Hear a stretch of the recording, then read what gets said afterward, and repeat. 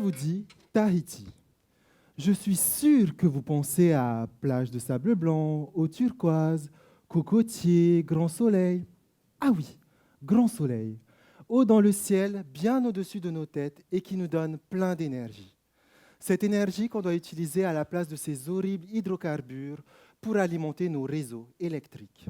Mais il faut savoir que malheureusement, tels des abeilles attirées par le nectar d'une fleur, des petits nuages vont venir trop souvent s'accrocher à nos magnifiques reliefs.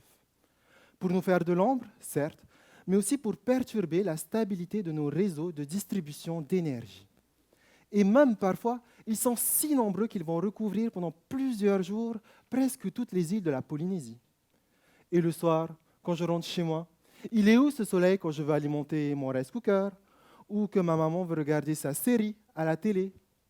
Il est de l'autre côté de la planète. Mais, après tout, j'ai tellement d'énergie pendant la journée qu'il me suffit de la stocker. Mais comment? Avec des batteries? Pas mal, mais un peu polluant en fin de vie. Dans de grands barrages dans lesquels je fais remonter de l'eau pendant la journée, un peu pharaonique comme système, mais à creuser. Je peux aussi casser des molécules d'eau, stocker de l'hydrogène et alimenter mon rice cooker avec une pile à combustible. Encore un peu cher.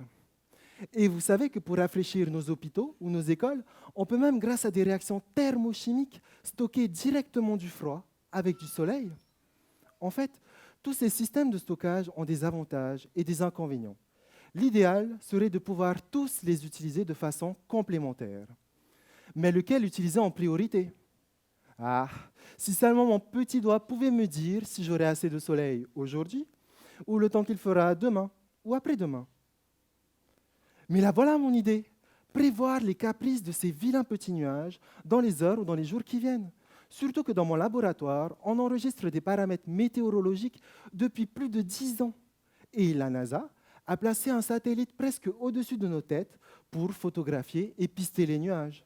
Et aussi, les scientifiques du climat ont mis en place des modèles numériques qui nous permettent de prévoir le temps à partir d'équations de la physique.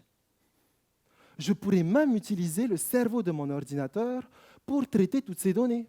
Ça s'appelle l'intelligence artificielle. Bon, je vous laisse, j'ai du pain sur la planche et je n'ai que 3 ans pour le faire. Nana?